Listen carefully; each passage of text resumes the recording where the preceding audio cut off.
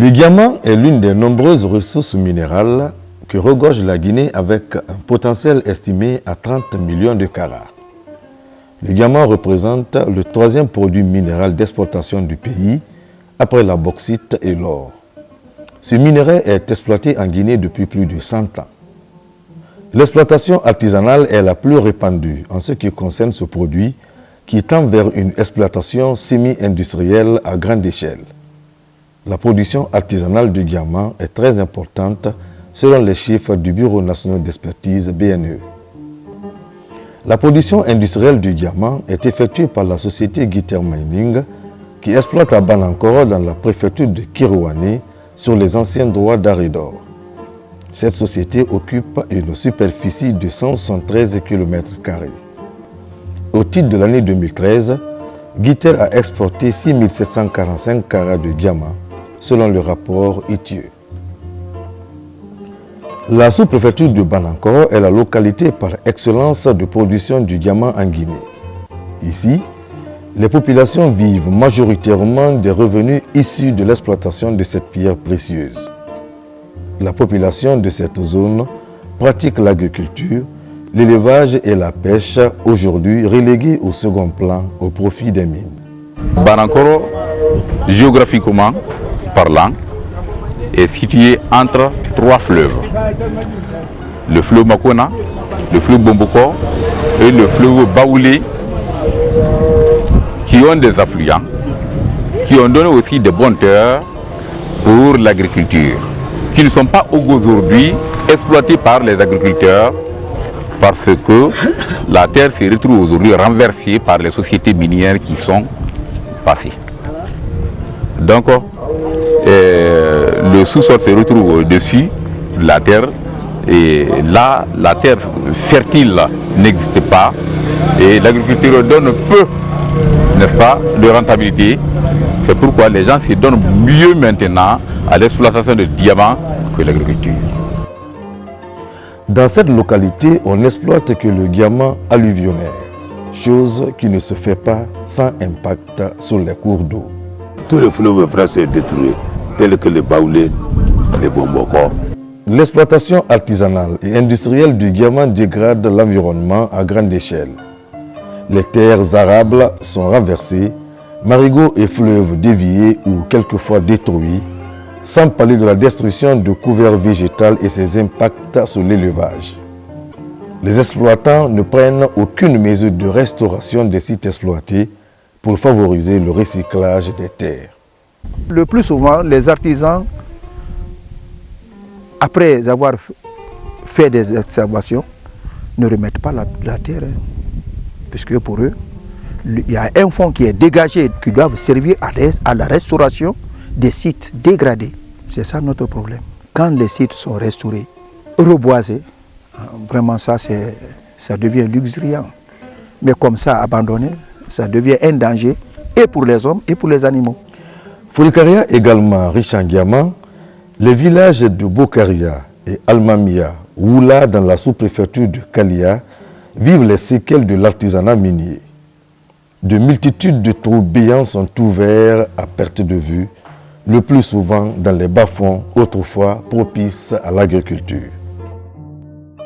Si tu travailles ici, de cette pluie-là, si tu gagnes un peu, tu vas acheter ici encore. Tu prends ça, tu mets ça, d'autres trous. Si tu ne gagnes pas ça, tu peux laisser. Hein? Malgré cette richesse, les localités sont dépourvues d'infrastructures de base. Les citoyens sont partagés sur les bénéfices tirés de l'exploitation du diamant à Banankoro. La pauvreté est perceptible. L'exploitation artisanale du diamant et industrielle ont apporté un plus au développement des collectivités. Au mois de juillet, on a fait une remise de près de 500 millions, 400 et quelques mille, issus de l'exploitation de 1% du chiffre d'affaires de Guiter. En 2013, ça fait à peu près 500 et quelques millions. C'est dans ça qu'on a construit le poste de santé de Tinsinkro. Quand vous prenez une grande société comme Guiter Mining, qui travaille dans cette zone, qui a de grosses machines, en quantité infinie, mais qui ne paye pas ces taxes à ce niveau. Je prends un seul exemple, les vignettes. Ces vignettes-là ne sont pas payées ici ni ailleurs, mais elles sont couvertes. On ne sait pas par qui. On a tenté de déclencher cette situation-là pendant le recouvrement de ces taxes-là, mais on n'a pas eu de suite. Sidiki Camara minimise la contribution des compagnies pour le développement de sa communauté et pointe un doigt accusateur sur la gouvernance locale. Toutes les taxes qui doivent être payées ici ne sont pas payées. Quand vous prenez aujourd'hui avec la politique du nouveau gouvernement, avant c'est les 0,4% qui étaient payés à la communauté pour servir au développement dans les zones minières. Les 1% là, pendant le paiement, on vous appelle seulement qu'on va vous payer les 1% et on vous tend les chèques. Ils peuvent venir nous appeler demain ou après-demain que c'est 2016 qui commence, ça commence bien, voici votre taxe.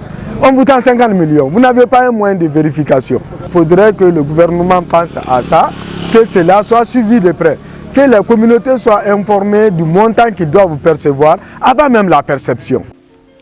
L'occupation des domaines, la destruction des cours d'eau, le faible appui au développement local et le déficit de communication entre compagnies minières et communautés locales constituent souvent des sources de conflits.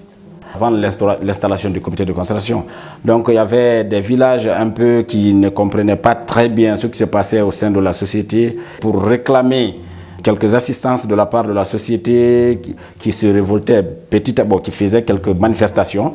Donc, mais depuis l'installation du comité de concertation jusqu'à nos jours, je crois que ce genre de problème est devenu très rare chez nous. Par exemple, le village de Kalamando Massando, à un moment donné, il y avait quelques petits problèmes parce qu'il y avait l'indemnisation des cultivateurs, des paysans qui travaillaient là-bas, c'est-à-dire dans notre carrière en exploitation actuellement. Aussi la construction d'édifices, c'est-à-dire d'intérêt communautaire, quelques retards dans la construction de ces édifices. Je crois qu'il y avait quelques petits remous, mais que nous avons toujours su gérer. Quelques petits problèmes, mais on arrive toujours à circonscrire ça et à nous entendre avec eux. Quand il s'est agi par exemple de dévier le cours d'eau, les populations se sont opposées, mais on a pu régler ça à l'amiable. À Balankoro, c'est la coordination de l'exploitation artisanale du diamant qui règle les conflits récurrents entre les exploitants. Il y a les différents conflits de domaine entre artisans et artisans.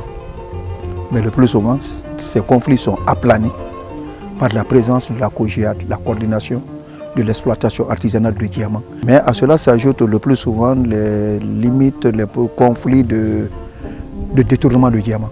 Sont souvent gérés par la CONADOG, la Confédération nationale des opérateurs de Guinée et diamantaires de Guinée. La parcellisation des domaines destinés à l'exploitation du diamant constitue un phénomène préoccupant à Forêt-Karia. Les autorités en charge des mines dénoncent une complicité entre propriétaires tyriens et exploitants, faisant ainsi fi à la réglementation en vigueur. Les problèmes sont très nombreux. D'abord, on a fait la parcellisation, mais les difficultés que nous rencontrons face aux coutumiers, c'est le problème majeur dans Forêt-Karia. La propriété foncière des domaines. 1. 2. Les gens sont habitués à la clandestinité. Depuis 2013, on a fait beaucoup de parcellisation dans Forêt-Karia. Mais au jour d'aujourd'hui, il n'y a pas une dizaine payés légalement qui est exploité dans les parcelles. Les gens préfèrent passer à côté, se servir des coutumiers pour donner 50 000, pour avoir 4 mètres carrés. Au fur et à mesure, il évolue comme ça.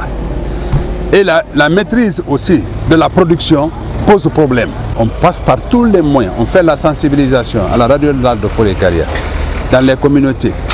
Mais jusqu'à présent, la solution n'est pas trouvée d'abord. Nous négocions si on a eu de diamants, la propriétaire va d'abord en ville pour le dire à notre responsable, membre de CONADOC.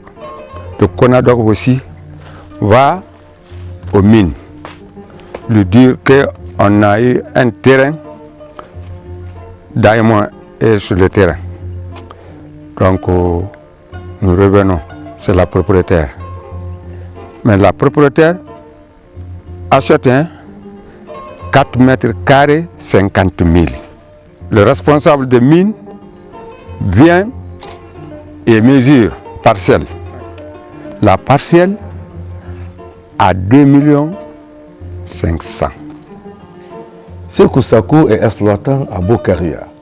Il assure que le rendement n'est pas à la hauteur des attentes.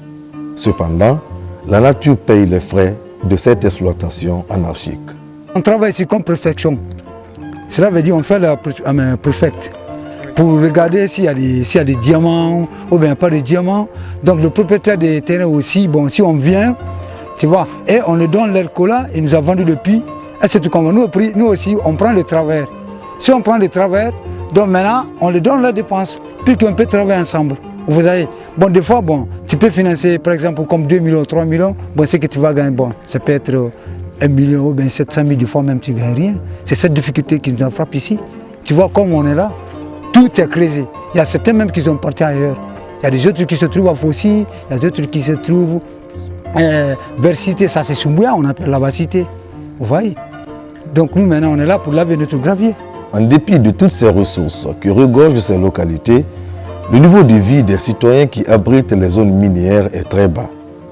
D'ailleurs, la Guinée a été classée 9e pays ayant le plus bas produit intérieur brut, PIB, par tête d'habitant, soit 546,6 $ US selon le rapport 2015 du Fonds monétaire international FMI. Cet état des faits est souvent dû à la faiblesse des politiques publiques en termes de promotion du développement à la base.